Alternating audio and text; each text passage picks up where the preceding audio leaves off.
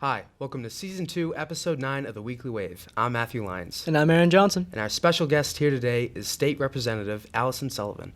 How are you? Good. How are you, gentlemen? I'm doing great. Yeah. Very, very excited to be here with you guys. We're excited to have you. Yes. Thank you. you. It's a wonderful week, and I'm just happy to dive right into this. Yeah. Perfect. Me too. So, my first question, how has living in Abington helped you? Helped me be a successful state legislator Yes. in a tremendous amount of ways.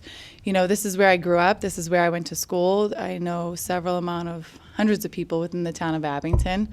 I played sports in Abington, go to church in Abington. So you have your base roots here. My family has been embedded in Abington for over 34 years now at this point. So it's a great small town feel, as you guys know, being here in Abington. And having that support system here is a great base. Thank you. Awesome. So what was your reason for becoming a state legislator? Because honestly, all the jobs, that's such a unique and awesome thing to be. I just want to know the reasoning behind it. So there's a multiple reasons as to why I ran for state rep. One of them is that my father actually held the seat 24 years ago at this point. And seeing what he did in the district itself is, big shoes to fill. But that's where he started his political career. And public service itself is something that I always felt a calling to do. That's awesome. Some people choose to go into the military. Some people choose to go into public safety and first responders. And even in, teaching or within the hospital setting, I chose to decide to run for political office. So I think there's a need for fresh faces and fresh voices within the state legislature. Yeah. What are the downsides of being a political figure? So I wouldn't really say there's downsides to being a political figure.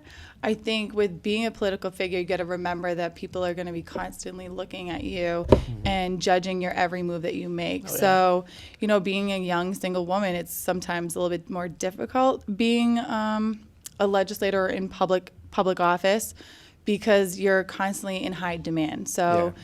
You have to make sure you're there for your district and showing up to different events within the district and even outside of the district as far as the Commonwealth statewide. So I know I've been able to attend scout, ceremonies and also different ceremonies at the senior center within the high school. And so it's very demanding in that sense. So your kind of private life becomes all public. Yeah. That must be scary. It is. It's a little bit intimidating, but it's such a rewarding job that it's worth those little bits of being so public and open. But I don't think there's a downside. You get to help people. We're constantly getting phone calls from the district and constituents within the district in regards to issues that they have, and being able to assist those people and make their days or their lives a little bit easier is such a rewarding feeling. So it overshadows any type of downfalls, if you may. Thank you. Yeah, of course. Do you have any proposals or bills in the work right now? Or So there's a few different legislation priorities that I've been working on. I gave my maiden speech around domestic violence and the opioid crisis. So I filed legislation in the House that would expand tools to our local law enforcement and opioid task force to allow law enforcement officers to hand out Narcan to families and individuals suffering from the opioid crisis. I've also been a strong supporter of our governor's dangerousness bill, which would expand pretty much the way we handle very dangerous people in our criminal justice system and strengthening the violations if they were to violate their probation or parole requirements. And then I've also been a very huge, strong supporter of our non-disclosure bill that would ban non-disclosure agreements when dealing with sexual harassment and sexual assault within the workplace here in the Commonwealth. So there's quite a bit that I filed, but those are pretty much the main three that I've been very openly and outspoken about. All right, thank you. It's great. Yeah. I'd love to see it. Yeah. Those are great issues. They definitely are. So the focus governor on. filed, the legislation around the dangerousness, and then Yeah. Senator DeZaglio, she filed legislation in regards to non-disclosure agreements. So not always are they the bills you file yourself, but you can become a lead, spokesperson for certain legislation. even if it's not something that you filed. Yeah. So would you say you're like the main woman for that, the NDA? Well, Diana DeZagalo, she's the one who actually filed it. Yeah. She's a senator. And then I've taken the lead on the House side and advocating in regards to the non-disclosure agreements. But there is ample amount of colleagues of mine who are very outspoken in regards to the non-disclosure agreements and banning them within the use of public funding, funded settlements around sexual harassment and sexual assault within the workplace.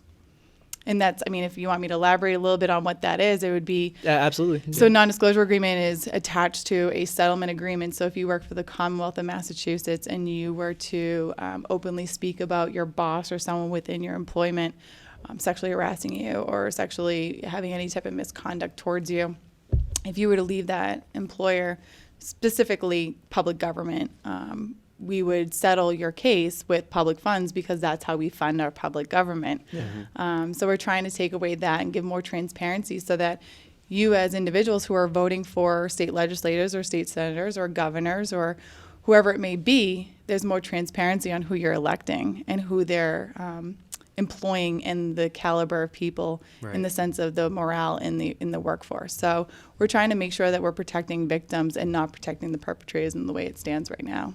That's great. I love seeing the tides shift because even in Hollywood, you see that. The Me Too movement. Yeah. It's just been a lot of progression over the last decade, and I know I haven't really been that old to really understand it, but now that I'm learning about it now that I'm older, it's just awesome to see that people are actually coming out and saying things, and we got legislation that's being passed. Being comfortable in order to change that topic. So I know it's sometimes uncomfortable to have those conversations around sexual assault or domestic violence or even misconduct within the workplace because so many times in history we've seen that the victim's been blamed. And instead of taking action against the person that's actually doing the wrongful doing, we're so quick to say, well, what was she wearing? Or what was she doing? Or what was he doing? And what was he wearing? Almost this instant victim blaming. So we're trying to change that conversation in ways that we empower women and men, because it happens to both, to be able to come forward and feel comfortable, to be able to come forward and know that they're not going to be the ones that are being reprimanded by ways of losing your job or being moved around. It should be handled with the perpetrator and that person being addressed instead of the victim being addressed. Awesome. It's going to be cool to see how our generation, how we kind of move forward with that. Yes. And how we I'm excited to see what your generation does. Yeah. We're a lot more outspoken, I think. I mean, at least with our feelings and stuff like that. I've noticed that, even the influence of social media, it's just everyone's kind of putting their feelings and thoughts and emotions, and if something happens, then they're not afraid to speak out against it now. Correct. Yeah. Yeah. Which is awesome. It worries me sometimes with how much social media you guys have. Oh, I know. But at the same token, it gives you a platform to really, speak your voice and have your story heard. So that's important too. Yeah. What's it like being a woman in such a male-dominated field? It's interesting. I do get the respect that I deserve. I got elected just like my male counterparts have. I've been able to serve on great committees within the House of Representatives, even though being a freshman female rep. Mm-hmm. You meet challenges just like any job, I believe. But I believe that the way that the House likes to look at us is we are equals, aside from, non-disclosure agreements that I'm pushing for. But, I think that there's so many more females getting elected that we're actually changing that dynamic. So you're seeing less and less of there being such a gap between our male counterparts and our female counterparts. And to see that that we're appointing women to have chair positions within committees I think it's super important as well. Thank you. Yeah. Great. Do you have any more questions? Or? I just have one quick question. This is a personal question. Sure. Did you run for class president in high school or now?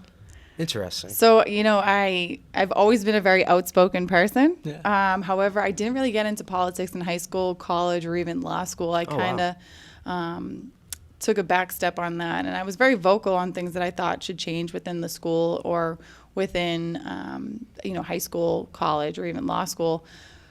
But with, college and law school, I was also working a full-time job. So I'm of the caliber, if you can't commit, the time that's needed, then I shouldn't be doing it. So that was one of my conflicts when I decided to run for state rep. I wanted to make sure I had the time and the availability to actually give it my all. Yeah. I didn't want to give it half of me. I wanted to give it all.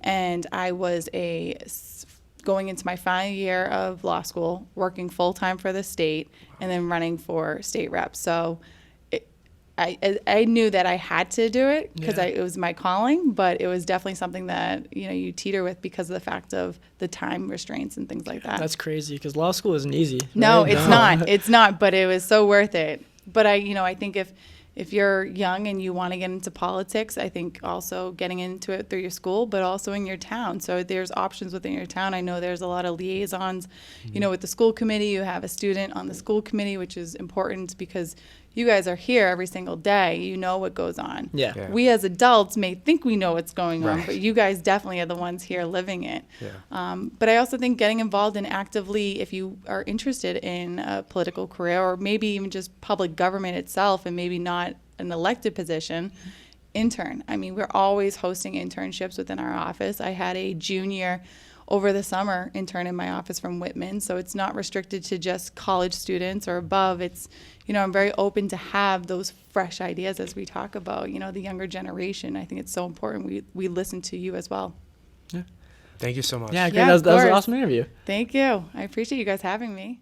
Thanks for watching. Tune in Friday to see a brand new episode of Movie Time with Matt and Derek. Make sure to follow us on our Twitter, Instagram, Facebook, and YouTube at the Green Wave Gazette. Thanks for watching. Goodbye.